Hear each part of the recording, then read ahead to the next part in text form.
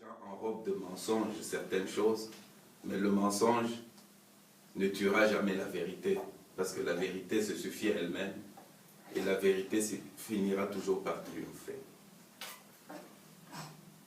Donc voilà un vieux livre que j'ai trouvé, qui est sur mon iPad.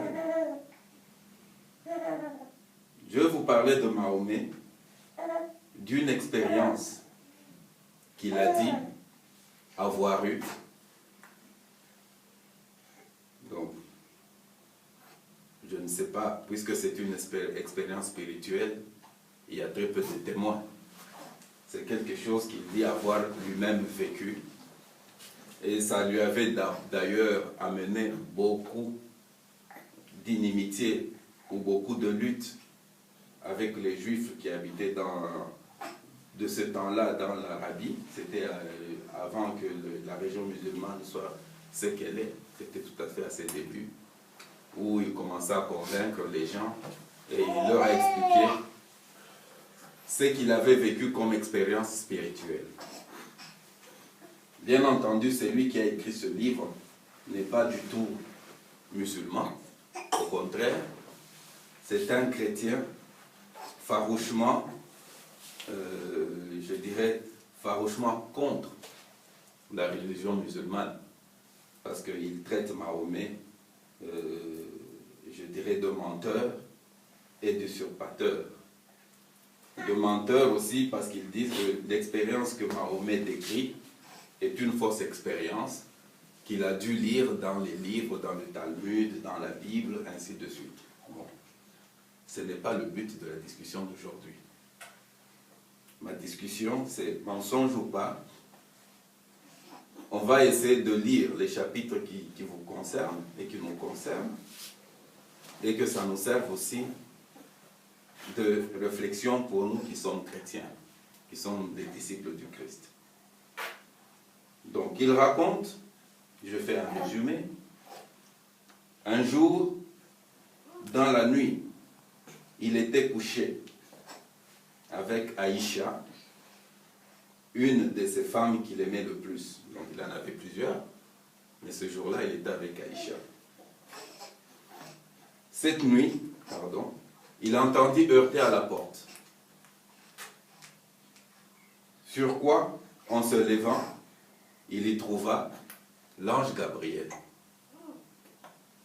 Bien sûr, il semble déjà le connaître parce qu'il a eu plusieurs expériences au début avec l'ange Gabriel, de qui ils disent d'ailleurs que c'est lui qui a donné le Coran.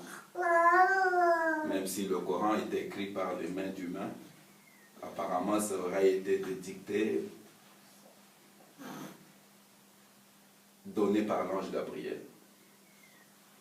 Il dit, l'ange Gabriel vint avec 70 paires d'ailes, les chiffres sont importants, étendues à ses côtés, plus blanches que la neige, plus claires que le cristal, et une bête, Alborak, était auprès de lui.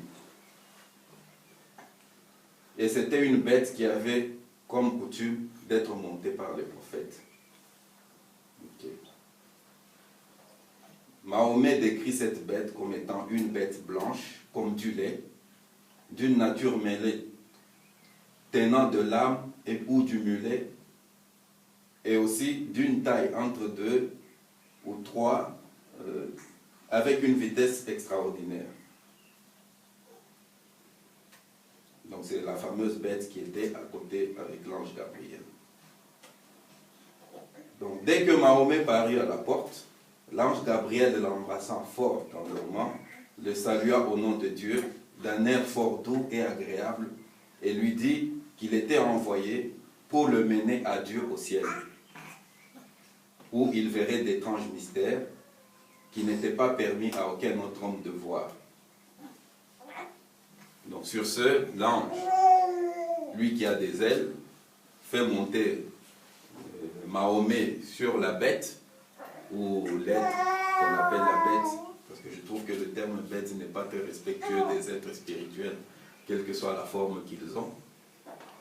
Donc Mahomet monte sur le dos Et il dit quand même que ce n'était pas évident pour lui de monter sur le dos de la bête, parce que la bête qui avait été longtemps demeurée sans que aucune personne ne monte sur son dos, n'était plus habituée. Donc ce Rébuffet ne voulait pas que Mahomet monte sur son dos. Donc il a fallu que l'ange l'aide pour que Mahomet puisse être sur le dos de la bête. Donc ça c'est une petite histoire. Et je vous explique, cette histoire passe 600 ans après Jésus-Christ. Donc il semble dire que pendant 600 ans, il n'y a eu aucun prophète capable de monter sur le dos de la bête depuis le Christ. Voilà qui explique pourquoi la bête était farouche à ce que Mahomet lui monte dessus. Donc, dès qu'ils sont montés, ils ont volé, si on peut exprimer ainsi, à la vitesse de la lumière ou à la vitesse de l'esprit, jusqu'à Jérusalem.